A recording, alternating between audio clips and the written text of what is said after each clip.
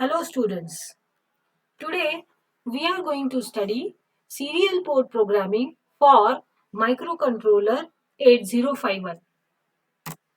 So let us start with the fundamentals of serial communication.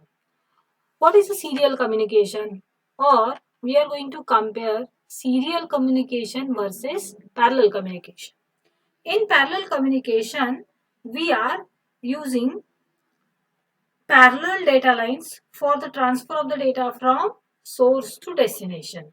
So when you are transferring the data from source to destination, all the bits of the data, that is 8-bit data or whatever it may be, 8-bit data is transferred parallelly from source to destination. Okay, so 8 bits are simultaneously sent from sender to receiver.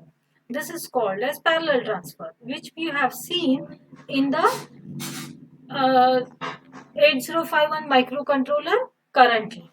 Whatever the data you are transferring from register to the memory or from ALU to the register, everywhere the data transfer is parallel, means simultaneously 8 bits are transferred. Opposite to that, you are having serial transfer. So here I am transferring 8-bit data.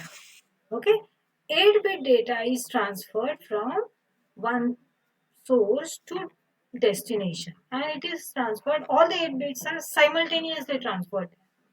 In the serial transfer, what you are having? You are having only one communication line.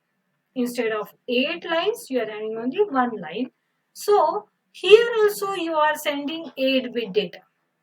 Okay, here also you are sending 8-bit data, means 8-bit data is transferred from sender to the receiver, but it is sent bit by bit. That is, it is transferred serially. Instead of sending all the 8 bits parallelly, it is sending the data bit by bit. One bit will be transferred at a time. Okay, so I will tell you a few comparison points. This is faster. Okay, so the first point is this is faster and this is slower. Okay, serial transfer is a slower one, parallel transfer is faster one. Why?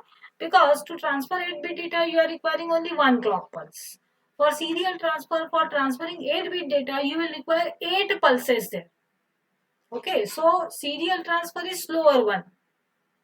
Okay, if parallel transfer requires 1 microsecond time period for the data of the transfer of the data, serial transfer is requiring 8 microseconds to transfer the data. So naturally it is a slower one. Then why should we go for serial transfer? The reason is serial transfer is preferred in many ways. For example, in case of long distance communication, you cannot work on the parallel data. It will require a huge hardware there. Say for example, you want to transfer the data from one laboratory to another laboratory. So in that case, you will require a big 8 wire line to be connected between one PC from one lab to another PC in second lab.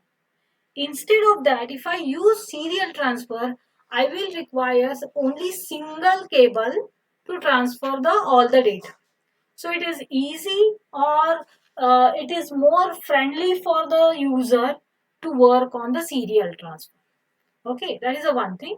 Then you can send the data either by telephone lines, or you can send the data by wireless communication.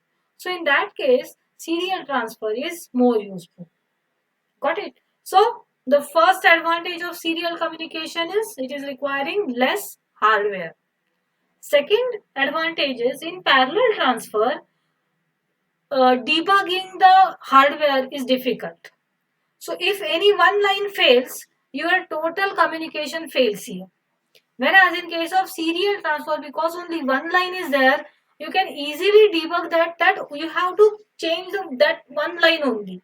Means changing eliminating the problem is more easy in case of the serial communication than parallel communication. Okay, so with this we will continue it. Serial communication basics. Few serial communication basics we will see here. In serial communication, it uses single data line, making it much cheaper.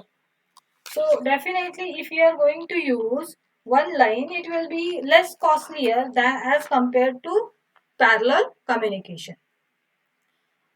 Next one is it enables two computers in different cities to communicate over the telephone. I have told you long distance communication. For that, serial communication is preferred. Third one is byte of data must be converted. This is a next aspect is how it will work. So how it will work means you are having a parallel data. So parallel data must be converted into serial form. So byte of data must be converted to serial bits using a parallel in, serial out shift register and transmitted over a single data line. So parallel in, serial out shift register is used and data is transmitted over a single data line. Receiving end, that should be exactly opposite. It will collect the data serially, it will convert it into parallel form. So it will require exactly the opposite type of the shift register there. It will require serial in, parallel out shift register. Okay. In the previous case, it was parallel in, serial out. In this case, it is serial in, parallel out shift register. If transferred on the telephone line, it must be converted to audio tones by modem. So when you want to transfer the data on telephone line, you are converting it into modem signals. Next, uh, how the serial communication takes place. The methods used are, there are two methods used there for the serial communication. One is asynchronous and second is synchronous transmission. Okay. See, what do you mean by synchronous? Synchronous means it transfers block of data at a time. And in asynchronous, you are transferring single byte at a time. Okay. So in case of synchronous, you are using the clock signal also there for transferring the data. Whereas here, you are not requiring the clock signal, but you are requiring the baud rate. Okay. Here you are requiring the baud rate for transfer of the data. So for sending the block of the data, you are using the synchronous method there. And in the asynchronous method, you are transferring a single byte at a time. Okay. Now for serial communication, it is using a typical IC or this is a typical module presenter UART. UART is nothing but Universal Asynchronous Receiver Transmitter Module. And there is another variation in that serial communication IC, that is USART. USART.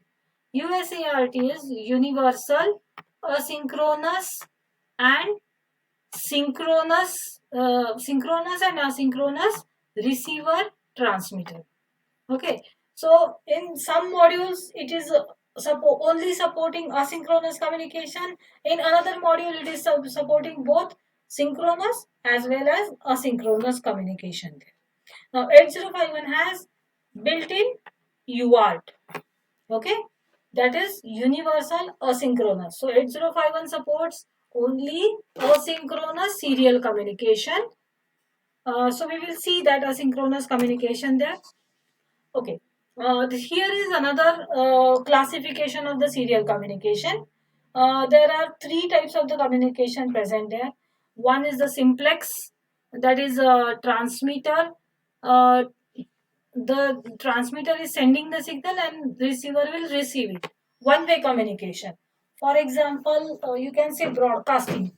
The radio is whenever you listen to any radio channel, it is a one-way communication. Only that station is sending the data and you are receiving it. So that is called as simplex. Okay, only the you are having the receiver with you. That receiver is collecting the signal from that. Okay. Second is the half duplex. Half duplex is uh, at both the ends you are having the transmitter and receiver. but they are using only one channel for transmitting and receiving the data.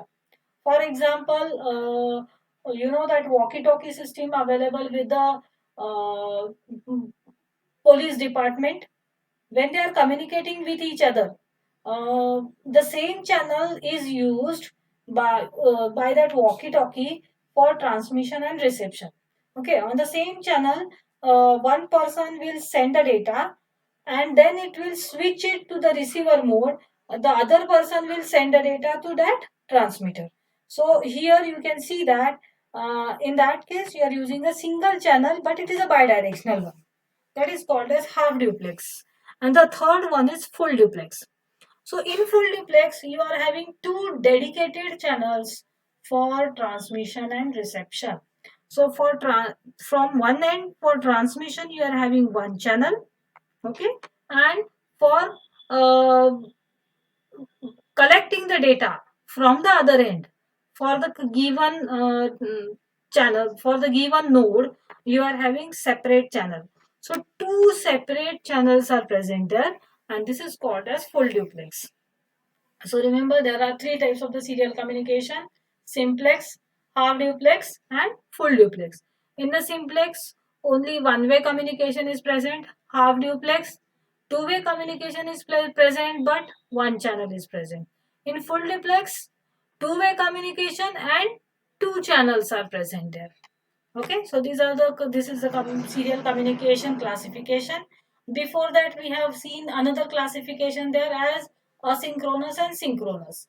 Asynchronous is based on baud rate. Synchronous is based on clock frequency.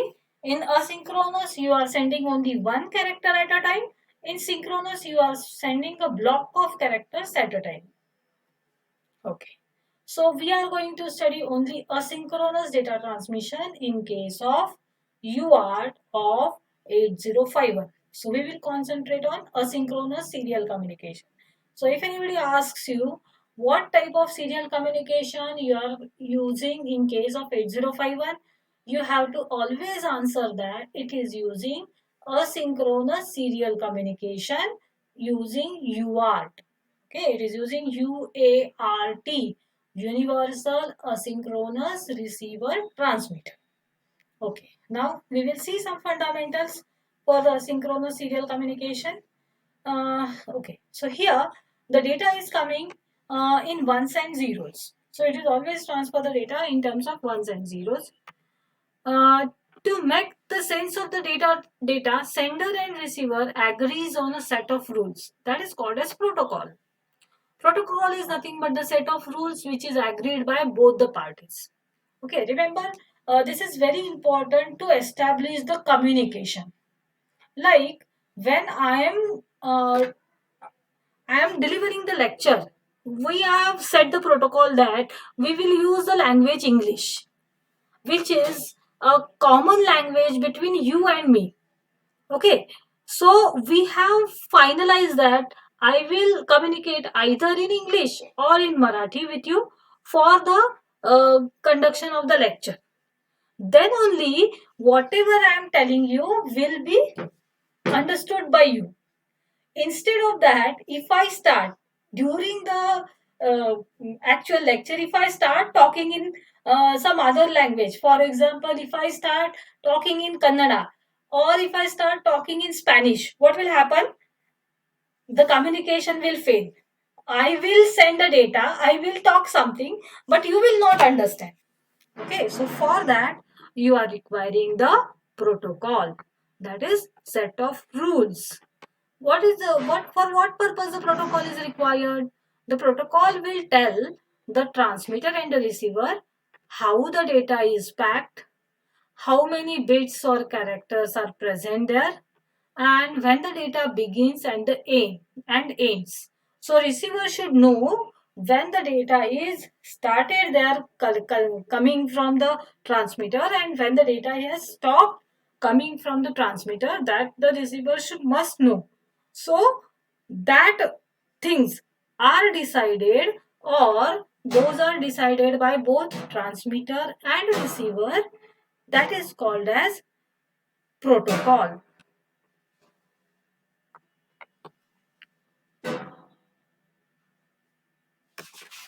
Okay, the next one is data framing.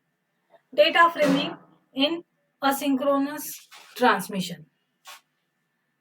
How the data is framed there, that's given here. So here uh, you are requiring two important things in the data framing. One is the start bit and second is the stop bit. Okay, so what is the start bit? In the asynchronous method, each character is placed between start and stop bits and it is called as framing. Okay, so here it is shown that here it is a stop bit is present there and here the start bit is present there. And between that you are having a set of the bits. So this is called as framing. Okay, so how the framing is done? So these rules are given there in the data framing. You are having the start bit. So start bit will be always 1. Okay. It is always 1 bit and it is always 0. Okay. So one low bit is nothing but start bit. Okay. And then you are having one stop bit. Okay. Stop bit is high. It is either 1 bit or 2 bit. You are having 1 or 2 bits present there as a stop bit. Okay, and it is always high. So when you are doing the data framing there, it is starting with start bit and it is ending with stop bit. In between start bit and stop bit, you are having your actual data presenter. So if I want to send A there, then I will send the ASCII code of A there. And how the ASCII code will be sent? It is packed between the two bits, start bit and stop bit. Okay, and here first bit always sent from that character is LSB. So it will send the LSB first, then the second LSB, then the third LSB. Like that it will send it. Okay, and then finally MSB, which is followed by stop bit. So for every character it will have this framing there. Start bit, 8 bits of the character and the stop bit. Okay, so receiver will always wait for that start bit. So normally it will be in mark position. That means line will be continuously high. Whenever line becomes low, the receiver knows that transmitter has started sending the data. Then it will collect 8 bits. Okay, and then it will stop there. This is called as data framing in serial communication. Okay, the same thing is given here. Mark position, start bit, 8 bits from LSB to MSB, that is D0 to D7, and then space. Okay, so this is about the data framing. Then how it will understand. So coming back here it is sending continuous 50. So how the receiver will know that there are 5 zeros or 4 zeros or 2 zeros? It The receiver must know that when I have to count it, the zero is ended, first zero is ended and second zero is started. Okay, so for that they must know the timing. How much time is decided by the transmitter as 1 bit time and how much time is decided by the receiver as the 1 bit time. That is given by the baud rate or BPS. The rate of data transfer is given as BPS, bits per second. Okay, bits per second means how many bits you are going to transfer in 1 second, that is called as bits per second. So it is always mutually adjusted between transmitter and the receiver. Both will match their baud rates, then only the communication will properly take place. I have told you that if I start talking in some other language, what will happen? You will not understand it. Similarly, if the baud rates are or BPS, bits per second, are mismatched, transmitter will send the data but receiver will not understand it. Okay, again for bits per second there is another terminology used there. This is called as baud rate. Okay, baud rate is similar to the BPS. Okay, but it is not exactly equal. Baud rate is defined as a number of signal changes per second. Sometimes baud rate is equal to BPS. Sometimes baud rate is double of BPS. Okay, so this is another concept related to the serial communication, baud rate. So baud rate is very important in case of the serial communication or asynchronous communication. Okay, next. So before going to this RS-232 standard, I will repeat it. Serial communication, still you are sending 8-bit data, but you are sending bit by bit. Parallel communication, you are sending 8-bit data simultaneously. Serial communication is preferred over long distance communication. Serial communication methods are half duplex, simplex, half duplex, and full duplex are there. These are the types of the communications. And methods of the serial communication are synchronous and asynchronous. In synchronous, you are sending the group of characters or block of characters you are sending at a time, and it is based on the synchronous frequency. In case of asynchronous communication, you are using framing. So every character will be having one start bit, stop bit. Okay. So in that way, it is sending the data. Then there is another concept of bits per second. How many bits will be transferred from transmitter to receiver? That is decided by bits per second there. Okay. So that is given there. Then we are coming to the another important point about the serial communication. There is one universal standard used for serial communication. Universal means these rules are accepted all over the world.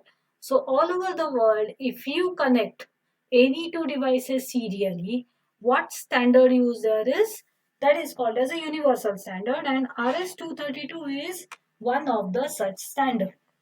Okay, so it is a most widely used serial input-output interfacing standard. But its input-output levels are not TTL compatible. Do you know TTL logic levels? TTL logic levels are 0 to 5. It is varying between 0 and 5 volt. Okay, that is a TTL level.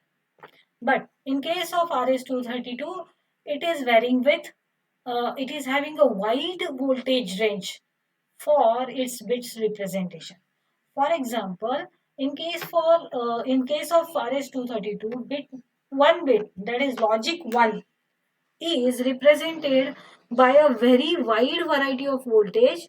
The instead of representing it by 5 volt, it is representing it by a range of the voltage. Any voltage between minus 3 volt to minus 25 volt will be treated as logic 1. Okay, this is called as logic 1. Minus 3 volt to minus 25 volt. Whereas in case of 0 bit, the voltage level is plus 3 volt to plus 25 volt. So if you are having any voltage between plus 3 volt to plus 25, you can call it as logic 0 level for the serial communication. Okay. To connect RS-232. So your microcontroller is not compatible with RS-232 because microcontroller is working on 0 to 5 volt. Okay, remember student, this is very important point about the serial communication. Microcontroller is working on 0 volt and 5 volt only, and RS-232 standard is working in a totally different range. From minus 3 to minus 25 is one level, and plus 3 to plus 25 is another level. So there must be something which will adjust this mismatch. That will be your voltage converter. Okay, or you can say translator. Okay, so when you are having the difference of the communication language, you are using one translator there who will translate the speech from one language to another language. Similarly, in case of serial communication, you are using voltage converter which will adjust the mismatch level voltage levels between RS-232 standard and microcontroller. Okay, so what is this? This here it is using one IC. This is called as MAX 232. So this MAX 232 is actually used as voltage converter. It will convert TTL logic levels to the RS-232 voltage levels, and RS-232 voltage levels it will convert to TTL logic levels. So let us see some details of MAX 232 IC. Okay. Uh,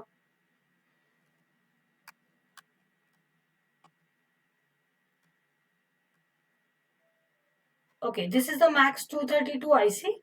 Here in MAX 232, what you are having? You are having one transmitter line and receiver line. Okay, so transmitter and receiver is present there. Receiver and transmitter is present there. Similarly, so two transmit in are present, two receiver out are present. Similarly, two transmitter out are present and two receiver in are present. So one will be on TTL side and another will be on RS-232 side. So here the voltage levels are 0 to 5 volt, 0 and 5 volt. Here the voltage levels are minus 3 to minus 25 and plus 3 to plus 25 voltage levels. Okay, and it is requiring full capacitors to be connected there to convert these voltage levels. Now, how you are connecting it to the 8051? For that, we will go to the some other things related to the 8051 serial communication there. In case of 8051 serial communication, you are using the two ICs, two pins there. One is RxD and second is TXD. RxD is receive data pin and TXD is transmit data pin. 8051 has two pins used for transferring and receiving data serially. TXD and RxD are part of the port 3 group. Pin 11 is assigned to TXD, that is P3.1. Pin 10 or P3.0 is designated as RxD, receive data. So one is transmit data and another is receive data. These pins are actually TTL compatible. Means their output levels are 0 volt and 5 volt. So its output will be always changing between 0 and 5 volt. Okay, so these are TTL compatible and they require a line driver to make them RS-232 compatible. Means those should be connected to the MAX 232 IC. Okay, and the driver is the MAX 232 chip. Okay, now one more additional thing I want to show you, which you are regularly using when you are working with your PC. So just we will discuss that and we will go for the communication of the 8051. These connector DB25 and DB9, you are familiar with this connector. If you have done some connections related to the PC, you might have seen this connector there, DB25. So this is actually RS-232 connector for serial communication. This is also used in case of when you are going to connect two PCs together. So if you want to transfer the data from one PC to another PC, you are going to use this type of connector, DB25 or DB9. So this is just for your information I am giving you. This is through this you can connect your microcontroller to your PC also. Okay, so for that you can use DB25 connector there. So these are the pins available there. This is from pin number 1. Then pin number 2, 3, 4, 5, 6, 7, 8, 9, 10, 11, 12, 13. Then it is 14 to 25. So total 25 pins are present there. The description of the pins is given here. One is the ground, second is the TXD pin, RxD pin, transmit data, receive the data. Then the fourth one is RTS, CTS. RTS is request to send, CTS is clear to send, data set ready, ground, DCD. Number of signals are present there, number of things are present there. We are not going in the detail of that. Just remember that for serial communication, for RS-232 standard, remember RS-232 is a standard. MAX-232 is a line converter, and that is IC, and DB25 is also connector. This is used for serial communication. A smaller version of DB25 is DB9. Here, less number of signals are present. There still main things present there are RxD and TXD. These two pins are available there, and this is DB9 connector. This is also frequently used. It's a 9-pin connector that is also frequently used in case of serial communication. Then, a null modem connection. When you want to connect two that is transmitter with receiver or vice versa, means two terminals, if you want to connect with each other with serial communication, how you should connect it, that is given by null modem connection. So how those are connected? TX pin of one terminal is connected to the RX pin of another terminal, and TX pin of another terminal is connected with the RX pin of the first terminal. So this is terminal 1 or node 1. This is terminal 2 or node 2. So the TX of this is connected to RX of 2, and TX of 2 is connected to the RX of 1. This is called as null modem connection. Next, 8051 connections to the RS-232. We have discussed this. RX and TX pins are available in 8051 for serial communication. TX, this is transmit data, where you are going to send the data to the other device. And RX means that pin where you will collect the data from other device. Then MAX-232, that is a line driver used for connecting the 8051 controller with other devices. That is PC basically. So you can see here a TXD pin is connected to the 11, that is T1 in of MAX-3232, and T1 out is connected to the DB9 connector. And this DB9 connector you can connect it with your PC. So if any time you want to transfer the data from your controller to the PC, you can use serial communication. Okay, so if you want to build on a small project where you are going to collect some data from 8051 and you want to send it to the PC, you can use these connections there. Okay, or this may be useful in case of if you want to transfer some data from 8051 PC to the 8051 also. In either case, you are requiring MAX-232 IC there. Then one additional thing there, MAX-232 is another option available for MAX-232. It eliminates the need of the capacitor. This is the advanced version of MAX-232. It is more expensive than MAX-232. So it's an option for MAX-232. You can use MAX-233 IC also. This is also given here. Okay. Then baud rate. In serial communications of the 8051 with the COM port of the PC, you must make sure that the baud rate of the 8051 system matches the baud rate of the PC's COM port, that is communication port. Okay, and we can use Windows Hyper Terminal program to verify how the data is sent from 8051 controller to the PC. So for that we are using the Hyper Terminal program. Okay. Then some typical baud rates. You can write down these baud rates in your notebook, which will be helpful for you for further reference there. You are already you might be familiar with this baud rate 9600. Many times, if you have done the serial communication anywhere for any of your programming or any purpose, if you have connected the two PCs, you have to always check 9600. This is the standard baud rate. But I will just give you some figures related to the baud rates of the PC.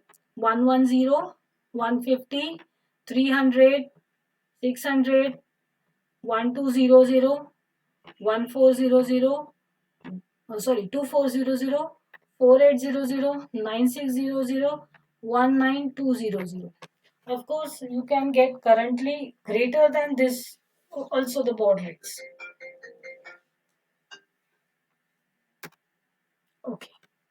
Now, how to generate the baud rate in the 8051 microcontroller? Okay. So, how to generate the baud rate in case of the, or how to adjust the baud rate in case of 8051, that is discussed here. In case of 8051, it is done with timer 1. Right now, you are very familiar with timer communication, timer programming or timer working of 8051. So out of two timers, we are using timer 1 for the baud rate generation. Okay. The relationship between crystal frequency and baud rate in the 8051 is given, but that is decided by this baud rate. Okay, so for that, we are using timer 1 as a divider. Okay, why? Because crystal frequency is very high and baud rate is low.